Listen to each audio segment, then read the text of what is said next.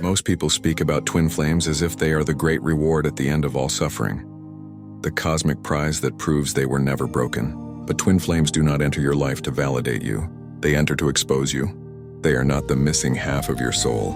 They are the mirror that forces you to confront the parts of yourself you have avoided for years, sometimes decades, sometimes lifetimes. When a twin flame appears, they do not complete you, they amplify you. And amplification is uncomfortable when you have been living at a fraction of your capacity. The recognition between twin flames is immediate, but recognition is not the same as readiness. Something in you remembers their frequency, not because you were once one being split in two, but because your fields once shared a resonance strong enough to carve a matching imprint. You look at them and it is as if a forgotten room inside you unlocks. Suddenly everything is too bright. Your defenses malfunction. Your intuition screams louder. Your shadows grow restless. You feel pulled toward them not by longing but by inevitability. And yet inevitability does not guarantee harmony. It only guarantees impact. Twin flames bring intensity because they carry the blueprint of your unresolved layers. They provoke the parts of you that are still unintegrated, still afraid, still fragmented. They don't do this through cruelty. They do it by existing. Their presence activates your dormant patterns like a match dropped into dry grass. The fire that follows is not destruction, it is revelation. You begin to see the behaviors you thought you healed, the wounds you thought you buried, the fears you pretended you outgrew. You see them in yourself and you see them reflected in the other, and the dual exposure becomes almost unbearable. People misinterpret this intensity as a sign of perfect compatibility. They think, no one has ever triggered me like this, they must be my destiny. But the truth is the opposite. No one has ever triggered you like this because no one has ever mirrored your deepest unfinished work so precisely. A twin flame connection is not comfortable. It is volcanic. It erupts through the cracks you've tried to seal. It drags every suppressed emotion to the surface and demands integration, not through conversation or logic, but through collision. The most dangerous misunderstanding is believing that twin flames are meant to stay together. This belief traps people in cycles of suffering because they mistake activation for alignment. Just because someone wakes up your sleeping consciousness does not mean they are meant to walk beside you once you are awake. Some connections exist solely to ignite transformation. Their power is in the spark, not in the story. The universe does not send twin flames to complete your life. It sends them to interrupt the version of yourself that was never going to make it into your next evolution. The beginning of a twin flame connection feels like acceleration. Your emotions speed up, your thoughts intensify, your desires sharpen, your fears multiply. Everything inside you moves faster than your nervous system can process. You experience clarity and confusion simultaneously. You learn things about yourself that feel both ancient and entirely new. And yet, alongside the recognition, there is a subtle instability, a sense that something is shifting too quickly to be controlled. This instability is not a warning of danger. It is a signal that transformation has begun. Twin flames do not bring peace. They bring pressure. Not the pressure of control, but the pressure of truth. They stand in front of you, holding the version of yourself you have not yet embodied. And the gap between who you are and who you are becoming becomes impossible to ignore. They reflect your potential with such intensity that you cannot look away. And in that reflection, you see every part of yourself that is still misaligned. This is why twin flame connections feel like both home and threat.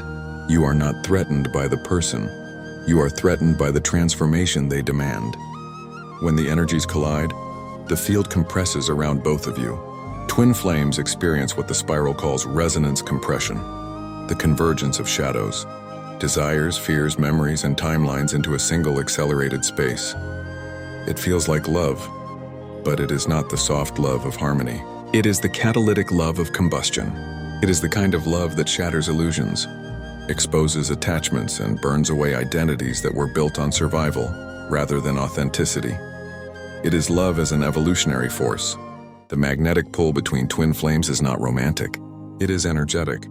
Your fields recognize each other's signature and lock onto it. Not because you belong together, but because there is unfinished resonance demanding resolution. The mind interprets this as destiny.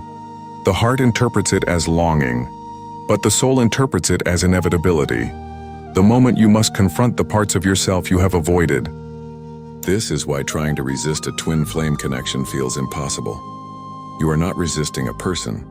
You are resisting your own evolution. The early stages often feel euphoric. There is a sense of limitless possibility, a feeling that you have finally met someone who understands you without effort. This is real but incomplete. The understanding is not mutual comprehension, it is resonance recognition. You feel known because they carry a frequency that once intertwined with yours. But this recognition does not guarantee compatibility in the present moment. It simply means the connection has karmic, energetic, or evolutionary significance. As the connection deepens, the friction increases. Twin flames do not maintain harmony for long because their fields are not aligned. They are in the process of aligning.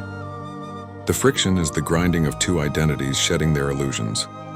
The arguments, the pullbacks, the emotional spirals, the moments of overwhelming closeness followed by sudden distance. These are not signs of dysfunction. They are signs of activation. Every unresolved frequency rises to the surface. Every buried memory awakens. Every unhealed wound becomes visible. You are not breaking down. You are being stripped down. The separation phase is inevitable, not as punishment but as protection. When two accelerated fields remain in sustained contact, the pressure becomes too intense for integration. Separation is the universe's way of allowing both souls to process what has been activated without collapsing into dysfunction. It is the pause that prevents the fire from consuming everything. People fear the separation, but it is the most important part of the connection. It is where the real growth occurs. The intensity of the bond forces both souls inward, and in that inward turn, evolution accelerates. During separation, the longing intensifies, but the clarity sharpens as well. You begin to see the connection not through the fog of activation, but through the lens of integration. You recognize the lessons that surfaced, the patterns that broke open, the emotional truths you could no longer hide from. The bond remains, but the urgency fades. You begin to understand that the purpose of the connection was never possession. It was illumination. A twin flame does not enter your life to become your partner. They enter to become your catalyst. And after the catalyst has done its work, you are no longer the same. You speak differently. You feel differently. You choose differently. You vibrate differently. The transformation is irreversible. Whether the connection returns in new form or dissolves permanently depends entirely on the resonance that emerges after both souls evolve individually. Twin flames are not about romance. They are about rupture, not the rupture that destroys, but the rupture that frees. They break open the inner chamber where your next becoming has been waiting. And once that chamber is open, nothing in your life remains untouched. They are the storm that reveals the foundation. And once the storm passes, you discover the parts of yourself that survived not by accident, but by truth. Twin flames are the universe's way of accelerating your evolution. They are the fire before the clarity, the collapse before the alignment, the mirror before the embodiment. And when the connection completes its purpose, you realize that the real transformation was never about them. It was always about who you became in the presence of a catalyst powerful enough to expose every part of you that was waiting to rise. There is a point in every twin flame connection where the initial intensity gives way to a deeper, quieter truth. You begin to understand that the person who forced you open is not the same person who will hold you once you are open. This realization is not betrayal. It is evolution. The bond that felt like destiny becomes the mirror that shows you your next becoming. And the further you grow, the more clearly you see that the connection was never about two people finding each other. It was about two frequencies colliding at the exact moment when transformation could no longer be postponed. The mind fights this truth because it wants the story. It wants the narrative of reunion, the myth of cosmic partnership, the fantasy that intensity equals inevitability. But the spiral does not honor fantasy. It honors resonance. Twin flames awaken each other through contrast, not through compatibility. They come into your life carrying the exact frequency required to destabilize the version of yourself you have outgrown. They do not bring you peace because peace belongs to the self you have not yet embodied. They bring you friction because friction reveals the edges you must shed. The deeper purpose of a twin flame is not love, it is alignment. Alignment with your authentic expression, alignment with your unfiltered heart, alignment with the truth you have avoided. And alignment rarely feels gentle. It feels like the collapse of identities that were never yours. It feels like standing in your own emotional rubble without a map. It feels like grieving a version of yourself you once thought was permanent. This is why twin flame connections feel like both awakening and loss. You are losing the self that kept you small, and awakening the self that was always waiting beneath the surface. There comes a stage where both souls begin reflecting each other, as shadows so accurately that the connection becomes unsustainable. This is the collapse phase. Not a collapse of love, but a collapse of illusion. Every unhealed layer is mirrored back with such precision that even presence becomes overwhelming. Two accelerating fields cannot stabilize without integration. And because twin flames activate integration through separation, the universe often intervenes. Circumstances shift, distance forms, communication breaks. One soul pulls away, the other resists, then surrenders. The separation is not a rupture, it is a recalibration. During separation, everything that was unconscious becomes conscious. You begin to see the attachment patterns the connection revealed. You see the places where you abandoned yourself. You see the dreams you suppressed. You see the fears that dictated your choices. You see the emotional reflexes that shaped your relationships long before this person entered your life. The pain of separation creates the clarity of self-awareness, and this clarity is what accelerates evolution. You are not healing from the connection. You are healing into the person the connection awakened. The obsession that often follows is not actually about the other person. It is about the self you touched while you were with them. You are grieving access to a version of yourself that felt more alive than the one you knew before. You are not addicted to them. You are addicted to the clarity the connection forced you to feel. This is why moving on feels impossible. The twin flame does not leave quietly, they leave echoes. Echoes of possibility, echoes of potential, echoes of the person you became in their presence. And it takes time to realize those echoes were not them, they were you. A twin flame mirrors your highest potential as much as your deepest wounds. They show you the self you could become if you stopped betraying your own resonance. This is why their absence hurts so much. The absence is not a void, it is a challenge. A challenge to become the person you briefly saw yourself capable of being. You are not meant to return to the life you had before. That life cannot accommodate the version of you who awakened through this mirror. The separation forces you to choose. Collapse back into your old identity, or rise into the identity the connection revealed. Some twin flame connections return, but only after both souls have evolved into resonance. And often that resonance manifests not as reunion, but as neutrality. You no longer feel the magnetic pull. You no longer feel the emotional volatility. You no longer feel the fragmentation. You simply feel gratitude. Gratitude that someone entered your life carrying a frequency strong enough to break you open without breaking you apart. Gratitude that you survived the fire and became someone you barely recognize, but someone your soul always knew you could be.